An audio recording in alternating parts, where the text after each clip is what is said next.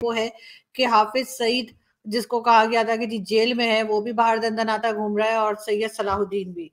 जो जिद और हठधर्मी दिखाई गई है, पाकिस्तान को सियासी और मुआशी अदम इस्तेहकाम का शिकार किया गया, उसके बाद आप और क्या एक्सपेक्ट कर सकते हैं? अच्छा, इंडिया हमारा कोई दोस्त नहीं है। इंडिया जो है वो बड़ा आम हो चुका है पाकिस्तानियों के लिए। अगर आप इस वक्त इंडियन मीडिया हमारे यहाँ आता नहीं है, अगर आप सिर्फ इंडियन सोशल मीडिया देखें ना, तो वो लोग हंस रहे हैं हम पे उनको समझ आ गई है।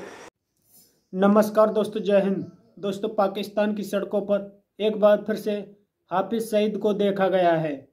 पाकिस्तान हमेशा से आतंकवाद को बढ़ावा देने में सबसे आगे रहता है। अब पाकिस्तान फिर से दोबारा से फाटक की ग्रे लिस्ट में जाने की तैयारी कर रहा है, क्योंकि पाकिस्तानियों की हरकतें ही ऐसी हैं कि ये सुधरने का नाम नहीं ले रहे।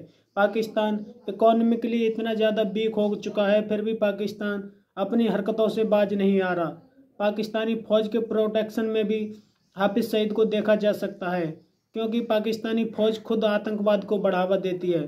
पाकिस्तानी फ़ौज आतंकवाद को बढ़ावा देकर भारत के कश्मीर में जिहाद कराना चाहती है, लेकिन पाकिस्तान आतंकवाद से इतना ज़्यादा लगन लगा चुका है कि पाकिस्तान इसे छोड़ने का नाम नहीं ले रहा, क्योंकि पाकिस्तान इस वक्त उसी आतंकवाद की आग में खुद झुलस रहा है, फिर भी पाकिस्तानी बिल्कुल सुधरने का नाम नहीं ले रहे। सैयद सलाहुद्दीन भी, जिसके ऊपर तरह तरह से आप जानते हैं सैंक्शंस हैं कि जी उसको टेररिस्ट डिक्लेयर किया गया है। पाकिस्तान क्या दोबारा चाह रहा है कि एफएटीएफ की ग्रे लिस्ट में चला जाए? क्या लगता है सर आपको?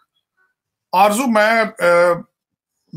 मैं चाहूंगा कि यहीं से शुरू करें। बल्कि ये मुझे कल मेरे लिए बहुत बायसे तकलीफ थी ये सारी बात, जो खासकर जब मैंने वो हिजबुल मुजाहिदीन के जो कमांडर थे बशीर अहमद पीर साहब जब का जो मर्डर हुआ है और उसका जनाजा जिस तरीके से हुआ है, मैं बहुत तकलीफ है उसकी वजह से। वजह ये है कि उसको, एक तो वो जम्मू कश्मीर के रहने वाले थे,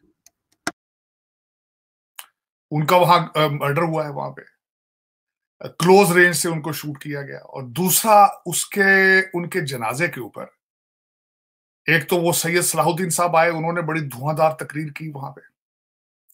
उसके बाद हाफिज सईद साहब आए हैं, और साथ मैं कंफर्म नहीं है, मैं ये कंफर्म नहीं कर सकता, लेकिन मिलिट्री के कमांडो टाइप लोग जो थे उनको प्रोटेक्शन प्रोवाइड कर रहे थे। अच्छा, फिर उसके बाद मैंने पाकिस्तान तो बिल्कुल उन्होंने, बल्कि वो मैं समझता हूँ पाकिस्तान में तो उन्होंने इतना प्रोपेगेंडा कैंपेन उसमें नहीं की, लेकिन उसको भारत में भी उसको मीडिया ने बहुत कवरेज दी है। और मैं समझता हूँ वो जाहिर है उनके खिलाफ ही बातें हुई हैं, सारा कुछ जो कुछ हुआ वहां तकरीरें हुई हैं।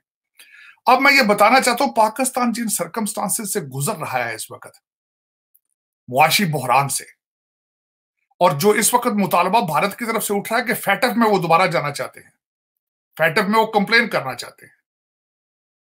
और दूसरा, इतने ये ज़हनी तौर पे मफलूज हो चुके हैं पाकिस्तानी कि इन्हें पता ही नहीं है कि फैटफ का इंचार्ज कौन है इस वक्त, सदर कौन है। उसका नाम टी राजा कुमार साहब है। वो ही इज भारतीय निजाद हैं जो इस वक्त फैटफ के प्रेसिडेंट हैं, टी राजा कुमार साहब। उन्होंने जनवरी 1 को 2022 को उसका इंचार्ज संभाला है उन्होंने फैटफ का। लेकिन सर, एक सेकंड लूंगी आपसे सर, जो मर्जी वहां पर हो हेड उसके, कोई किसी भी कंट्री के हो, लेकिन हमारी गलतियां तो है ना। गलतियां तो है, मैं एग्री करता हूँ, इन्होंने ज्यादती की है, गलत किया इन्होंने। लेकिन मैं कहता हूँ वो जाहिर है, एक बंदा जहां का बॉर्न रेज्ड है, सारा कुछ है, उसके जख्मों पे नमक फेंकना, और जाहिर है उनकी सिंपैथी तो होगी। देखे ना, वो एक दो सामने केसेस हो, आप जितने भी ईमानदार हो, जो कुछ भी हो, जितने भी न्यूट्रल हो, फीलिंग्स तो होती हैं।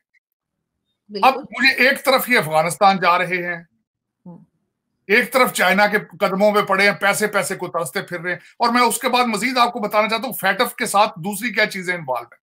फैटफ को कंट्रोल कौन करता है?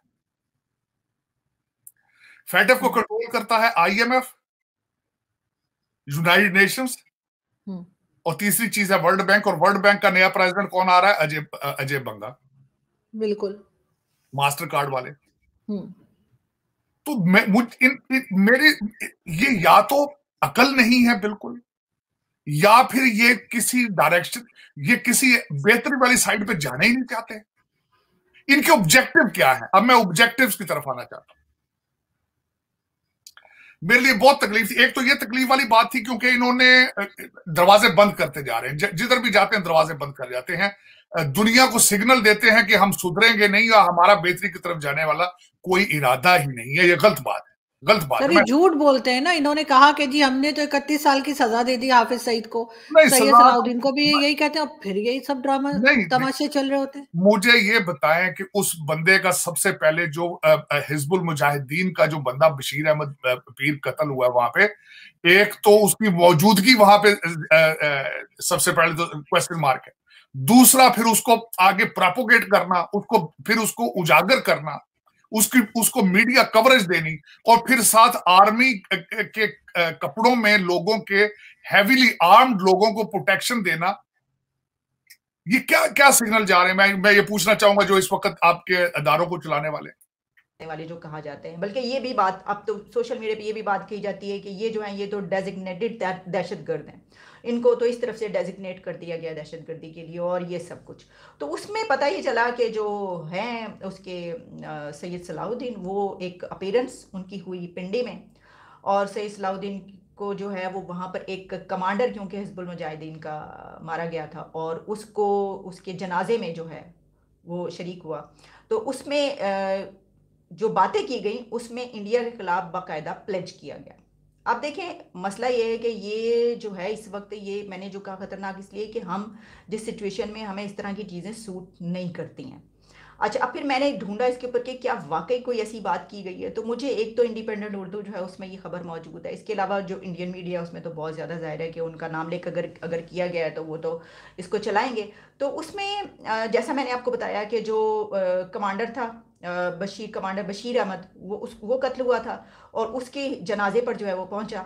तो उसके ऊपर हिजबुल मुजाहिदीन का जो समझा जाता है, जो उनका है सबसे बड़ा इमाम, पेशी इमाम, तो उस पर जो है वो कश्मीरी अस्करियत पसंद तंजीमों के इत्तेहाद मुत्तहिदा जिहाद काउंसिल के सरबराह सैयद सलाउद्दीन ने एक अंदाजे के मुताबिक उसमें 4 से 5 हज़ार लोगों ने उस जनाजे में शिरकत की है, जिसमें जो है माजी में कश्मीर में अस्करी तहरीक से जुड़े नुमाया अफराद, हिजबुल मुजाहिदीन की चोटी की क़यादत और पाकिस्तान के ज़रिए जो भी है, मतलब इधर और उधर के कश्मीर से मुतालिक जो भी लोग हैं उन्होंने बड़ी उसमें शिरकत की। और फिर ये है कि इसमें जो कहा गया वो भी लिखा हुआ है, मैं सारा आपको बता रही हूँ, जो हमारे मीडिया में, मतलब ये पाकिस्तान का मीडिया मैंने बताए, इंडिपेंडेंट उर्दू में ये पब्लिश हुआ है। तो जब मैंने वीडियो ढूंढी तो मुझे वो मिल गई। ठीक है, अब ये वीडियो जो है ये इसी वक्त की है या ये है, लेकिन वीडियो मौजूद है, और वो मैं आपको बताती हूँ कि उन्होंने क्या कहा इसके ऊपर, जिसको ये इस तरह लिया जा रहा है कि इंडिया के खिलाफ उन्होंने फी सबीला हर कीमत पर जारी रहेगा। अब इसको अगर ये कहा जाए, इसको इस तरह लिखा गया कि जो उसको इंडिया को जो डिस्ट्रॉय करने का किया गया। अब बात तो यही है कि जब आप कश्मीर में जिहाद की बात कर रहे हैं तो उस तरफ से तो यही कहा जाएगा ना। तो इसके ऊपर फिर ये कहा गया कि जो FATF है वहाँ पर इसकी बात की गई। तो दोस्तों देखा आपने किस तरह से साजिद तरार ने पाकिस्तानियों को आगाह किया है। यदि पाकिस्तान अपनी हरकतों से बाज नहीं आया तो पाकिस्तान दोबारा से फाटप की ग्रे लिस्ट में होगा, क्योंकि फाटप का प्रेसिडेंट भारत के मूल के टी राजा कुमार हैं। इसी वजह से पाकिस्तान काफ़ी ज़्यादा डरा हुआ है और पाकिस्तान अपनी हरकतों से फिर भी बाज नहीं आ रहा। आपकी क्या राय है कमेंट में ज़रूर शेयर करें। यदि आप चैनल पर नए हैं तो चैनल को सब्सक्राइब करें, क्योंकि हम आपके लिए ऐसे ही वीडियो लाते रहते हैं। जय हिंद, वंदे मातरम।